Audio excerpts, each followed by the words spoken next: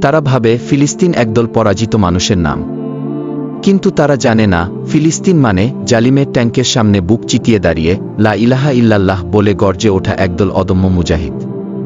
ফিলিস্তিন মানে মাথানত না করার নাম। ফিলিস্তিন মানে শহীদের রক্তে আঁকা স্বাধীনতার প্রতিচ্ছবি।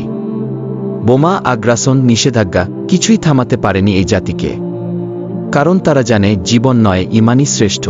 রাসূলুল্লাহ সাল্লাল্লাহু আলাইহি ওয়াসাল্লাম বলেছেন, আমার উম্মতের একটি দল সর্বদা সত্যের উপর প্রতিষ্ঠিত থাকবে। তারা শত্রুর বিরোধিতাকে পরোয়া করবে না যতক্ষণ না কিয়ামত এসে যায়। সহিহ বুখারী হাদিস ৭৪২৭। হ্যাঁ, সেই অমর দল আজও গাজার মাটিতে নাবলুসের বুকে আল-আকসার ছায়ায় শহীদ হয়ে অমর হয়ে যায়। আমরা কি চুপ করে থাকব?